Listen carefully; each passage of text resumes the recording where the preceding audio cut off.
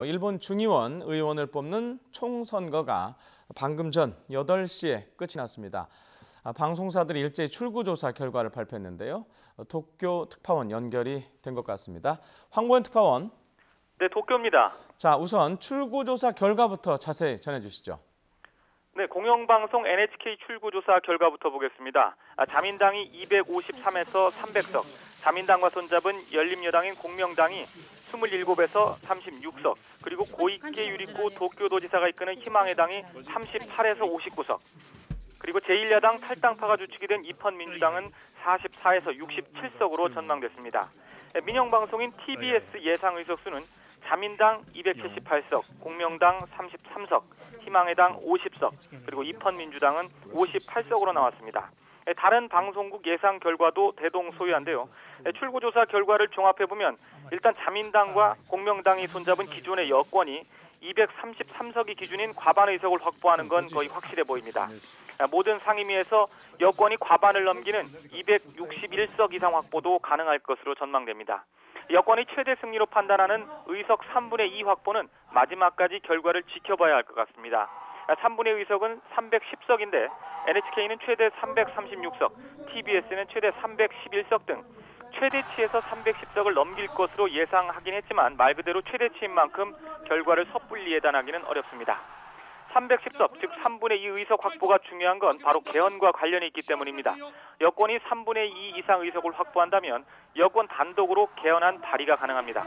아베 총리는 2012년 말 집권 이후에 전쟁 가능한 국가 만들기 하나로 개헌을 강하게 추진해온 만큼 3분의 2 이상을 얻을 경우 앞으로 개헌 일정에 한층 속도가 붙을 전망입니다.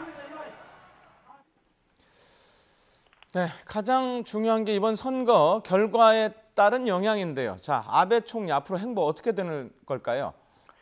네, 일본 총리의 전권인 국회 해상권을 발동해서 6천억 원이 넘는 돈을 들여 치른 선거인 만큼 그 결과에 아베 총리의 명운이 걸렸다 해도 틀린 말은 아닌 것 같습니다.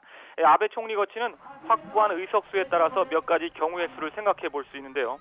우선 3분의 2가 넘게 되면 아베 총리로서는 최고의 결과가 됩니다. 이렇게 될 경우 압승으로 평가받는 만큼 이변이 없는 한 차기 총리 역시 아베 총리가 그대로 이어갈 가능성이 큽니다.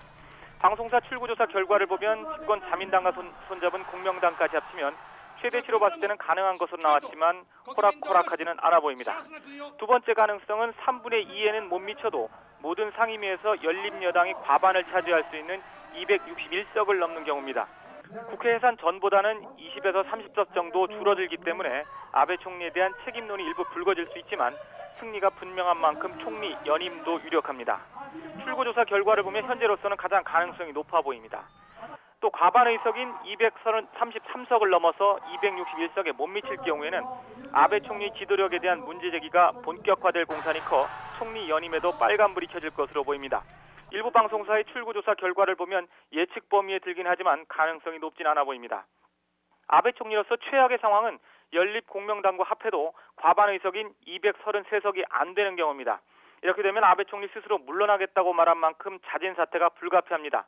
하지만 출구조사에는 거의 이렇게 될 가능성은 없는 것으로 나왔습니다. 지금까지 도쿄에서 전해드렸습니다.